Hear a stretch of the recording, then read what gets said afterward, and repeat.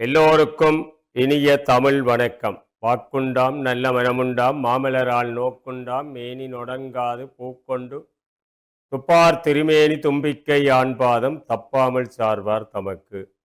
எழில் பொங்கும் ஈழத்தின் அருள்மிகு சக்தியாக தொழில் கொள்ளும் மானுடர்கள் தொழுதோற்றும் தேவி என முகில்வண்ணன் முறைகாணும் முத்துமாரி தங்கை என பொழில் நிறைந்த காரை திருமணற்காட்டில் எழிற்கோவில் கொண்ட என் தாயவளை எனக்குரிய தமிழவளை என்னகத்தில் கொலுவிரித்தி வணங்கி வழிபட்டு தமிழ் கேட்டு டான் தமிழொலி தொலைக்காட்சியினுடைய பிரியமானவர்களே, ஓம் தொலைக்காட்சியின் பிரியமானவர்களே, நிகழ்ச்சிகளை எந்தையும் போற்றுவோம் என்ற நிகழ்ச்சியை ஆன்மீகம் அறிவோம் என்ற பரப்புகளை எல்லாம் அழகாக நெறிப்படுத்தி கொண்டிருக்கின்ற கலையகத்தினுடைய செல்வி ஸ்ரீவித்யா அவர்களே, உலகம் முழுவதும் பறந்து வாழுகின்ற ஓம் தொலைக்காட்சியினுடைய பிரியமான உறவுகளே, உங்கள் எல்லோருக்கும் மதுரகவியின் வணக்கம். மேன்மைகோள் சைவ நீதி விளங்குக உலகமெல்லாம்.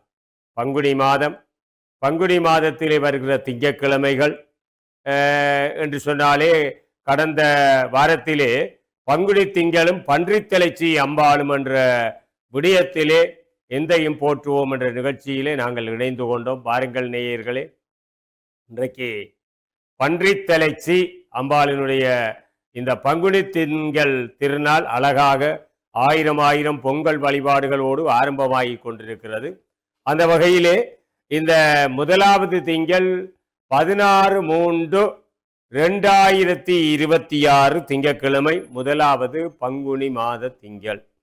இரண்டாவது திங்கள் 23/3/2026 இன்றைய தினம் இரண்டாவது திங்கள்.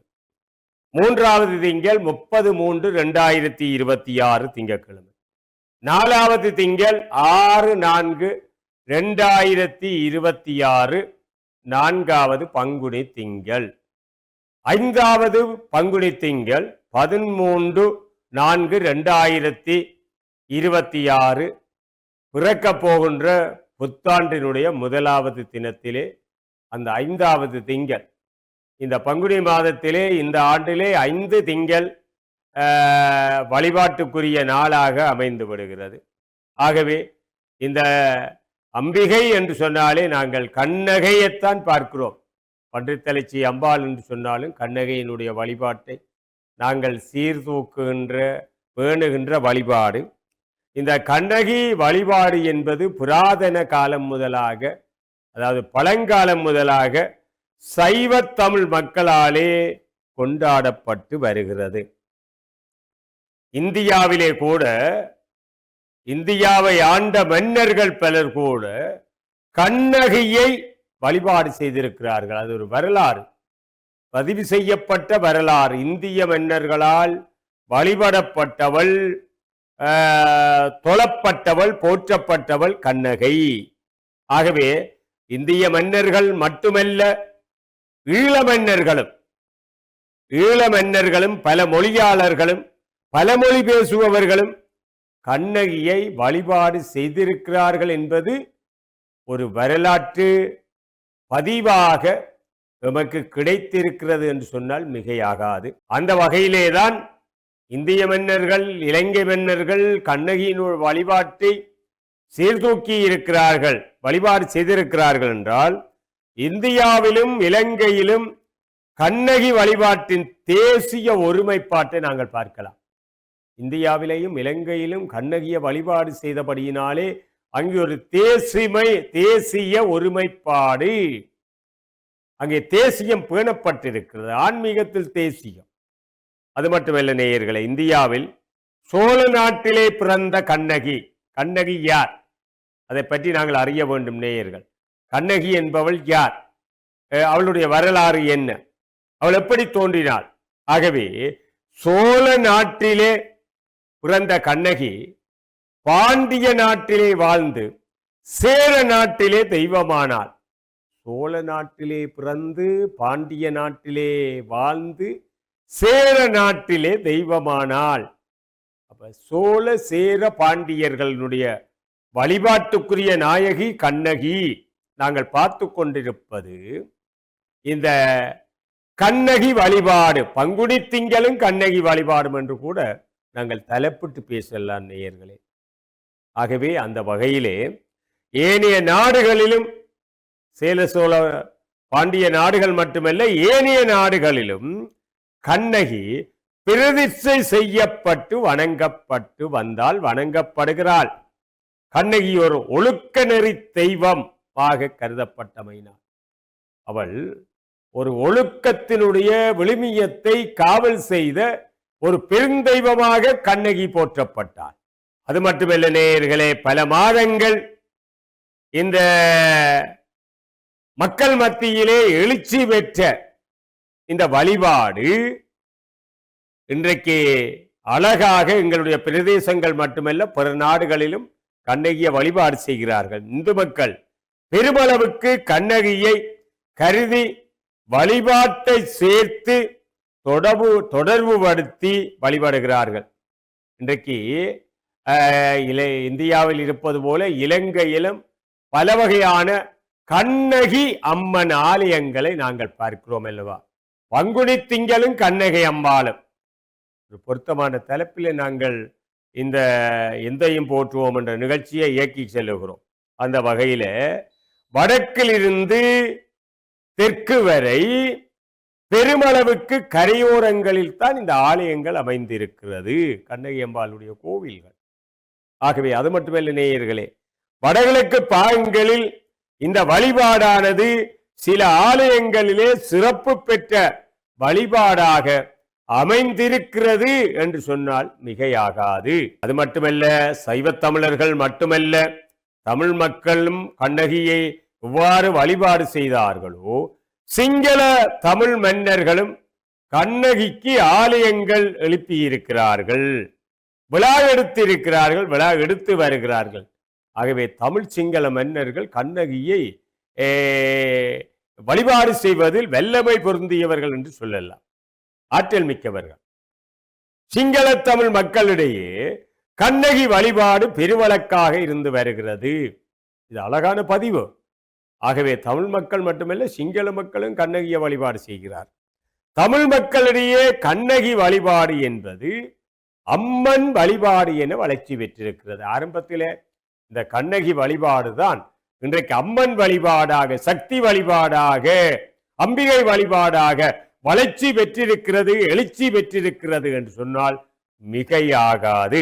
பங்குனி திங்களும் கண்ணகி வழிபாடு நாங்கள் தொடர்ந்தும் இந்த கண்ணகி வழிபாட்டிலே அம்மன் வழிபாட்டை நாங்கள் இணைத்து நிறைவு செய்ய இருக்கிறோம் அல்லவா நேயர்களே.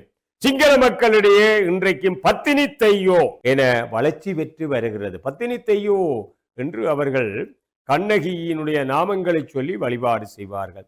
தமிழில் எவ்வாறு கண்ணகியை தலைவியாக கொண்டு இலக்கியங்கள் எழுந்தனவோ, கண்ணகியை தலைவியாக கொண்டு சிலப்பதிகாரம் கண்ணகியை இளங்கோவடிகளால் இயற்றப்பட்ட பெருங்காப்பியம், குடிமக்கள் காப்பியம், இவ்வாறு தமிழ் மக்களிடையே கண்ணகியை தலைவியாக கொண்டு இலக்கியங்கள் எழுந்தனவோ அதே போல சிங்கள இலக்கியங்களிலும் கண்ணகி வழிபாடு அங்கே பதிவு செய்யப்பட்டிருக்கிறது. அந்த கண்ணகியை தலைவியாக கொண்டு பல இலக்கியங்கள் எழுந்திருக்கிறது.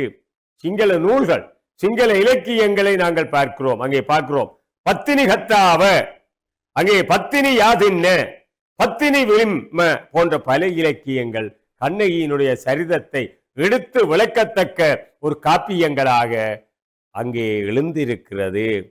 சிங்கள மக்கள் மத்தியிலே கயவாகு மன்னன் காலத்திலிருந்து ஆண்டுதோறும் பத்தினி தெய்வத்துக்கு தென்னிலங்கையிலே கொழும்பு மாநகரத்திலே பிரகரா, கயவாகு மன்னன் தான் இந்த கண்ணகியினுடைய வழிபாட்டை இழுத்துக்கு கொண்டு வந்தான் என்று சொல்லலாம்.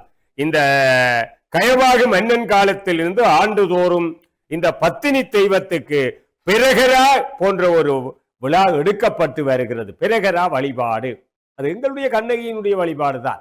ஆகவே சிங்கள மக்களாலே கொண்டாடப்படுகிற ஒரு வழிபாடு. ஆகவே இந்த பங்குனி திங்களும் கண்ணகி வழிபாடு நாங்கள் பார்த்து கொண்டிருக்கின்ற பொறுப்பான விடயம். ஆகவே தமிழ் மக்கள் மத்தியில் கண்ணகி ஆலயங்கள் வருடம் தோறும், இந்த வருடம் ஒரு முறை இந்த கண்ணகி அம்மனுடைய ஆலயங்கள்ல தான் ஆண்டிலே ஒரு முறை மிகச் சிறப்பாக பொங்கல் வழிபாடுகள் நடைபெறும். ஆண்டிலே ஒரு முறை. தற்பொழுது மட்டுவில் பண்டித்தலைச்சி அம்பாளுடைய கண்ணகி அம்பாளுடைய ஆலயத்திலே இந்த ஆண்டிலே 5 திங்களும் வழிபாடுகள் நடைபெற்று கொண்டிருக்கிறது நேயர்களே. இந்த வழிபாடுகள் ஏன் நாங்கள் நிறைவேற்றுகிறோம்? ஆண்டிலே ஒரு தடவை இந்த பொங்கல் வேள்வி வழிபாடுகள் நடைபெறுகிறது அல்லவா, வற்றாப்பளை கண்ணகி அம்பாளுடைய ஆலயம், அதை பார்க்க இருக்கிறோம்.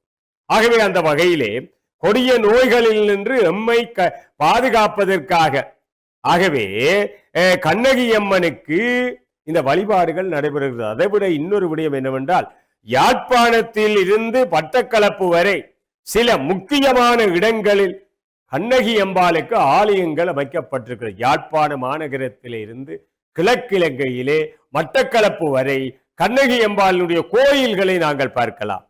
இத்தகைய ஆலயங்களில் தலைசிறந்த ஆலயமாக இன்றைக்கு வற்றாப்பளை கண்ணகி அம்மாள் ஆலயம் சிறப்பு வாய்ந்த ஒரு திருத்தலமாக அமைந்திருக்கிறது.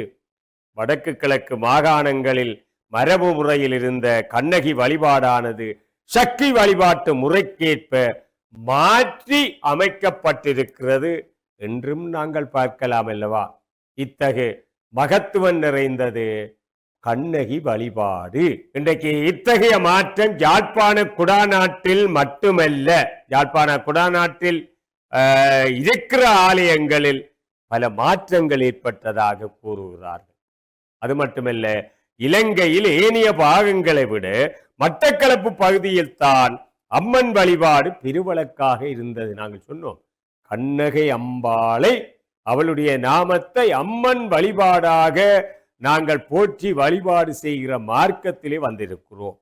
அந்த பகுதிகளில் கூட கண்ணகியை தலைவியாக கொண்டு இன்றைக்கு நாட்டு பாடல்கள், கண்ணகி வழக்குரை காதை போன்ற இலக்கியங்கள் அதிகமாக வளர்ச்சி பெற்றிருக்கிறது. கண்ணகியை பாட்டுடை தலைவியாக கொண்டு நாட்டுப்புற பாடல்கள், வழக்குரை காதைகள் எல்லாம் எழுந்திருக்கிற. சிலப்பதிகாரத்திலே வழக்குரை காதை என்ற பகுதியை நாங்கள் பார்க்கிறோம். கண்ணகியினுடைய பெருமளவான சிறப்புகளை பார்க்கிறோம். இத்தகைய இலக்கியங்கள் இன்றைக்கு வடபாகத்திலே கோவலன் கதையாகவும் கோவலன் கூத்தாகவும் விளங்கி வருகிறது. அரங்கங்களிலே கோவலன் கதையை கோவலன் கூத்து, கண்ணகி கூத்து என்றெல்லாம் அவர்கள் அதை நிறைவேற்றுகிறார்கள். இத்தகைய வழிபாட்டு அம்சங்கள் பிரதேச ரீதியாகவும் தேசிய ரீதியாகவும் வழிபடப்பட்டுகின்ற ஒற்றுமையையும் இலக்கிய ஒருமைப்பாட்டையும் வளர்த்து உள்ளமையை நாங்கள் அறிய முடிகிறது. ஆகவே இந்த பங்குனி திங்களும் கண்ணகி வழிபாடும் என்று நாங்கள் பார்த்து கொண்டிருக்கிறோம். அந்த விடயத்திலே கண்ணகியினுடைய இந்த சிறப்புகளை பார்க்கிறோம், பக்தி அனுபவங்களை பார்க்கிறோம். ஆகவே அந்த வகையில ஈழத்திலே சமய காலத்திலே, சமய வரலாற்றிலே கண்ணகி வழிபாட்டுக்கு ஒரு தனி இடம் இருக்கிறது. எங்களுடைய இந்துக்களுடைய சமய வரலாற்றிலே கண்ணகிக்கு ஒரு தனி வரலாறு இருக்கிறது, தனி இடம் இருக்கிறது. வற்றாப்பளை கண்ணகி அம்மன் ஆலயத்துக்கும் அதனுடைய அதை சேர்ந்து வருகின்ற மரபு கதைகளுக்கும் ஒரு இடம் இருக்கத்தான் செய்கிறது. இன்றைக்கு கண்ணகி அம்பாளுடைய ஆலயம் என்றா நந்திக்கடலை நாங்கள் சிந்திக்கிறோம், வற்றாப்பளை கண்ணகி அம்பாளுடைய ஆலயத்தை நாங்கள் பார்க்கிறோம் அல்லவா. தனித்துவமான ஒரு இடத்தை இன்றைக்கு கண்ணகி அம்பாளுடைய கோவில் ஈழத்தமிழர்களுடைய வரலாற்றிலே பதிவு செய்யப்பட்டிருக்கிற ஒரு வரலாறு என்று சொன்னால் மிகையாகாது. இன்றைக்கு வற்றாப்பளை கண்ணகி அம்பாள் ஆலயத்திலே நடைபெறுகிற சமய விழாக்கள், வழிபாடுகள் யாவும் தேசிய முக்கியத்துவம் வாய்ந்தது. நாங்கள் எளிதிலே அதை நாங்கள் இலகுவாக நாங்கள் பார்த்தாலும் தேசிய வரலாற்று முக்கியத்துவம் வாய்ந்த ஒரு வழிபாடு வற்றாப்பளை கண்ணகி அம்பாளுடைய வழிபாடு. ஆகவே அது மட்டுமல்ல, எழில் கொஞ்சம் முல்லைத்தீவு மாவட்டத்தில முல்லை பட்டினத்துக்கு மேற்கு திசையில வற்றாப்பளை கிராமம் அமைந்திருக்கிறது. நாங்கள் நிறைய பார்க்கலாம், வற்றாப்பளையை பார்க்கலாம், கண்ணகி அம்பாளை பார்க்கலாம், நந்திக்கடலை பார்க்கலாம். வரலாற்று பெருமையோடு பரந்த வெளியாக இருக்கின்ற அந்த தேசத்தினுடைய அந்த தேசிய ஒருமைப்பாட்டினுடைய சின்னமாக இருக்கிறது. அது மட்டுமல்ல, தென்னஞ்சோலைகள், பசும் வயல்கள், பனங்கூடல்கள், நந்திக்கடல் என்பன அங்கே ஒருங்கே அமையப்பட்டது அந்த வற்றாப்பளை மாநகரம். ஏனென்று சொன்னால் நாங்கள் கண்ணகி வழிபாட்டை பார்க்கிறோம் அல்லவா? இந்த பங்குனி மாதத்திலே இந்த அம்பாளுடைய வழிபாடுகளை பார்க்கிறோம். எந்தெந்த ஊர்களிலே கண்ணகி அம்பாளுக்கு ஆலயங்களை அமைத்து பொங்கல் வழிபாடுகளை நிறைவேற்றி வருகிறார்கள். இந்த அழகான அந்த கிராமத்திலே, அந்த வெற்றாப்பளை கிராமத்திலே மேற்கு புறத்திலே அமைந்திருப்பதுதான் அந்த ஞானமூர்த்தி பிள்ளையாருடைய ஆலயம். அங்கே மேற்கு திசையில விநாயக பெருமானுடைய திருக்கோயிலை நாங்கள் பார்க்கிறோம்.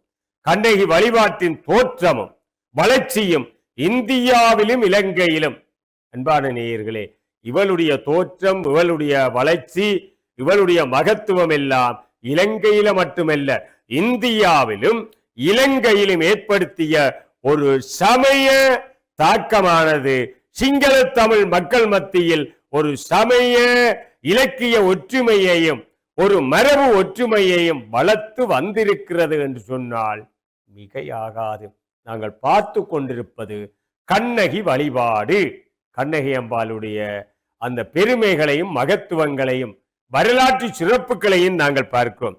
பெண்ணை தெய்வமாகவும் தெய்வத்தை பெண்ணாகவும் கொண்டு வணங்குகின்ற முறை திராவிட மக்களிடையே பெண்ணை தெய்வமாகவும் தெய்வத்தை பெண்ணாகவும் கொண்டு வழங்கி வருகின்ற ஒரு மரபு அன்று முதல் இன்று வரை திராவிடரிடையே வேரூன்றி பரவுவதற்கும் ஒரு காலாக இருக்கிறது.